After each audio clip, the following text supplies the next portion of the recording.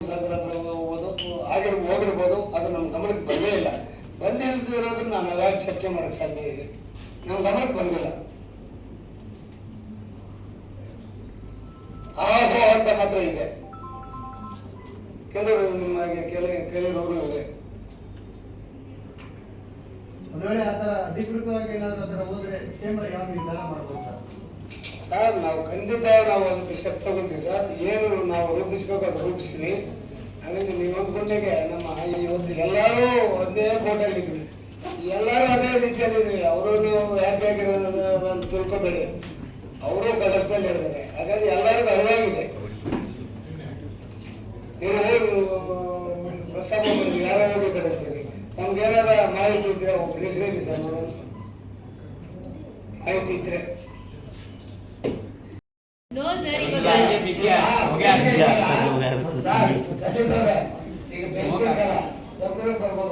Sir, ಸಭೆನಲ್ಲಿ ಒಂದು ಹೆಸರು ಹೇಳಿದ್ರೆ ಸರ್, ಸಭೆನಲ್ಲಿ ಒಂದು ಹೆಸರುಗಳು ಬಂದಿದೆ ಅಂತ ಹೇಳಿ ಸರ್. ಸ್ಟಾರ್ ನಟರ್ ಅಂತ ಹೇಳಿ ಸರ್. ನೀವು ಒಂದು ಮಾತು ಯಾರು ಹೇಳಿದಾಗ ಅವ್ರ ಬಗ್ಗೆ ನಾನು ಹೇಳ್ತೀನಿ. ನಿಮ್ಮ ಮಾಹಿತಿ ಯಾರು ಬಂದಿದ್ರೆ ಅವ್ರ ಹೆಸರಲ್ಲಿ ನಾನು ನಿರ್ಭಯವಾಗಿ ಅದ್ರ ಬಗ್ಗೆ ಚರ್ಚೆ ಮಾಡಿ ಸರ್. ನಾನು ಆಗ ಹೇಳಿದಾಗ ಒಂದು ವೇಳೆ ಏನಾದರೂ ಅಧಿಕೃತವಾಗಿ CM-ನಾಗಲಿ ಅಥವಾ DCM ಅವ್ರನ್ನ ಏನಾದರೂ ಭೇಟಿ ಮಾಡಿ 200 ರೂಪಾಯಿ ಬೇಡ, ಯಾವ ರೀತಿ ಬೇಕಾದರೂ ಟಿಕೆಟ್ ದರ ಇರಲಿ ಅನ್ನುವಂಥ ನಿಟ್ಟಿನಲ್ಲಿ ಏನಾದರೂ ನಮಗೆ ಏನೋ ಮಲ್ಟಿಪ್ಲೆಕ್ಸ್ ಅವರ ಸಹ ಜೊತೆ ಹೋಗಿ ಏನಾದರೂ ಸರ್ಕಾರಕ್ಕೆ ಮನವಿ ಕೊಟ್ಟರೆ ವಾಣಿಜ್ಯ ಮಂಡಳಿಯ ನಿರ್ಧಾರ ಏನಾಗಿರುತ್ತೆ ಸರ್? ಸರ್, ಖಂಡಿತ ಕೊಟ್ಟಿಲ್ಲ, ಕೊಡೋಕೆ ಆಗೋದಿಲ್ಲ ಸರ್. ಒಂದು ವೇಳೆ ಕೊಟ್ಟರೆ ಇವತ್ತಿನ ದಿನ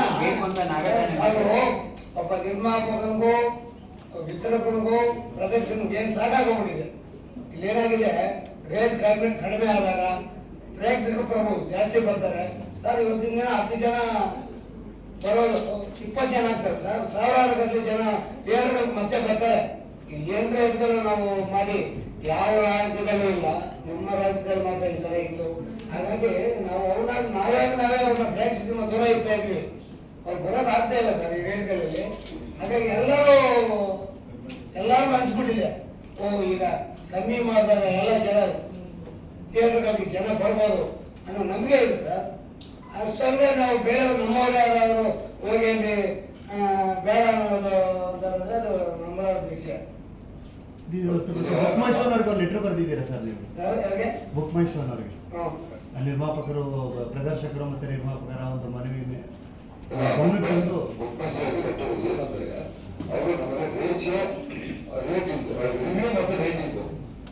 ಎರಡು ವಿಚಾರಗಳು ಕೂಡ ನಾವು ಆಲ್ರೆಡಿ ಕಳಿಸಿ ಸುಮಾರು ಸರಿ ಮೀಟಿಂಗ್ ಮಾಡಿದ್ದೀವಿ.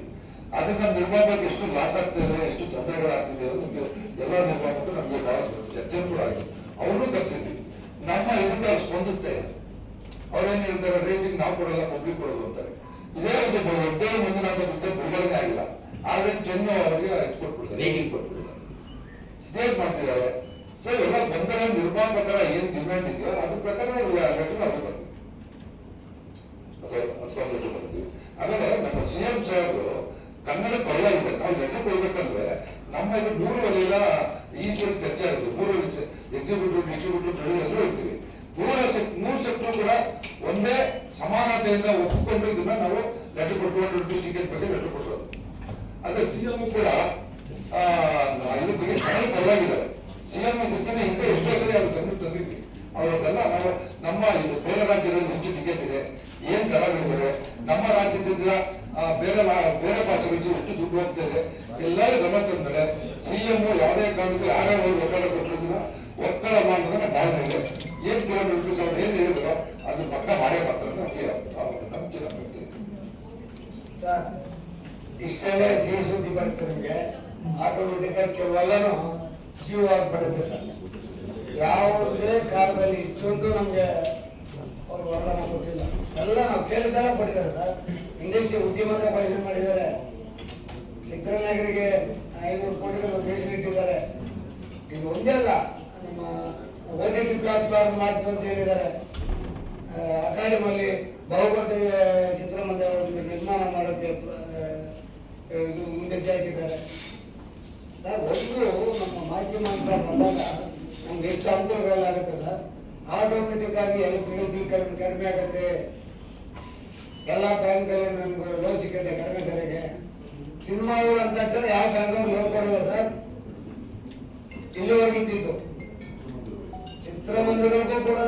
ಸಿನಿಮಾ ಅಂದ ತಕ್ಷಣನೇ ಯಾರಿಗೂ ಆ ಸೌಲಭ್ಯನೇ ಇಲ್ಲ. ಬೇಕಾದ್ರೆ ನೀನು ರೈತನಾಗಿರೋ ಕೊಡ್ತೀವಿ, ಇನ್ನೊಂದು ಕೆಲಸ ಮಾಡ್ತಾರೆ ಕೊಡ್ತೀವಿ. ನಮ್ಮ ಇವರು ಏನೋ ಇದೆ, ಅವ್ರಿಗೆ ಕೊಡ್ತಾ ಇಲ್ಲ, ಚಿತ್ರಮಂದಿರದವ್ರಿಗೂ ನಮ್ಗೆ ಕೊಡೋದೇ ಇಲ್ಲ.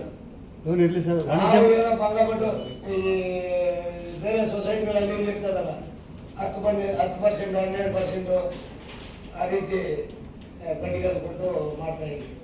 ರಾಜಕೀಯ ಇದು ಭಾರಿ ಅನುಕೂಲ ಆಗುತ್ತೆ ಸರ್ ನಮಗೆ.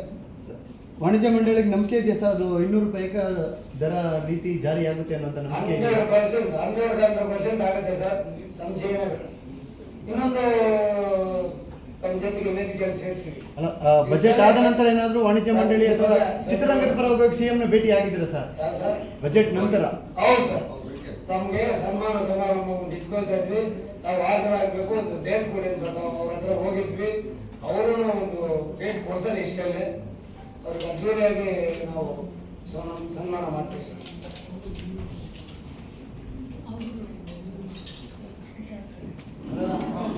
ಮೇಡಮ್, ಬೇರೆ ವಿಷಯ ಏನಾದ್ರೆ ಇನ್ನೊಂದು ಮಾಡ್ತೀವಿ, ಒಂದು ವಿಷಯ ಮಾತ್ರ ಸಾರಿ ಏನ್ ತಿಳ್ಕೊಬೇಡಿ. ಒಂದು ವಿಷಯದಂತೆ ಏನಮ್ಮ ವಿಷಯ? ಪ್ರದರ್ಶಕರ ವಿಚಾರವಾಗಿ ಅವ್ರು ಹಾ, ಮಾತಾಡಿ. ಎಲ್ಲ ಮೈಕ್ನ ತಗೊಂಡೋಗಿ ಕೇಳಿಸುತ್ತೆ ಅಷ್ಟೇ.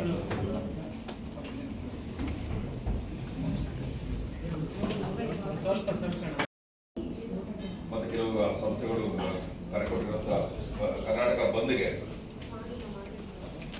ಚಿತ್ರರಂಗದ ಒಂದು ಭಾಗವಾಗಿರೋ ನಾವು ಪ್ರದರ್ಶಕರು ಅವ್ರಿಗೆ ಬೆಂಬಲ ಸೂಚಿಸ್ತಾ ಬೆಳಗಿನ ಆಟ ಏನು ಮಾರ್ನಿಂಗ್ ಶೋ ಅಂತ ಏನು ಹೇಳ್ತೀವಿ, ಫಸ್ಟ್ ಶೋ ಪ್ಲೇ ಆಗುತ್ತೆ 9 ಗಂಟೆ ಆಗಿರ್ಬೋದು, 10 ಇರ್ಬೋದು, 11 ಗಂಟೆ ಇರ್ಬೋದು. ಆಯಾ ಥಿಯೇಟ್ರಲ್ಲಿ ಏನು ಫಸ್ಟ್ ಶೋ ಪ್ಲೇ ಆಗುತ್ತೆ ಆ ಒಂದು ಶೋನ ಕ್ಲೋಸ್ ಮಾಡ್ತಾ ಈ ಒಂದು ಹೋರಾಟಕ್ಕೆ ನಮ್ಮ ಬೆಂಬಲವನ್ನು ಅವ್ರು ಸೂಚಿಸ್ತಾ ಇದ್ದೀವಿ. ಆ್ಯಂಡ್ ಕೆಲವು ಪ್ರಾಂತ್ಯಗಳಲ್ಲಿ ಯಾವ ರೀತಿ ವಾತಾವರಣ ಇದೆ ನೋಡಿಕೊಂಡು ಮಿಕ್ಕಿದ್ದ ಶೋಗಳನ್ನ ನಡೆಸ್ಬೇಕಾ ಇಲ್ಲ ಇನ್ನು ಬಂದ್ ಮಾಡ್ಬೇಕಾ ಅನ್ನೋದನ್ನ ಆಯಾ ಚಿತ್ರಮಂದಿರದವರೆಗೆ ನಾವು ಬಿಟ್ಟಿರ್ತೀವಿ. ಯಾಕಂದರೆ ಈಗ ಶುಕ್ರವಾರ ಒಂದು ಹೊಸ ಪಿಕ್ಚರ್ ಬೇರೆ ರಿಲೀಸ್ ಆಗಿರುತ್ತೆ. ಸೊ ಈಗ ನಾವು ಏಕಾಏಕಿ ಇಡೀ ದಿನ ನಾವು ಬಂದ್ ಮಾಡಕ್ ಹೋದಾಗ ಪಾಪ ನಾವು ಆ ಒಂದು ನಿರ್ಮಾಪಕನಿಗೂ ಕೂಡ ತುಂಬ ಲಾಸ್ ಆಗುತ್ತೆ.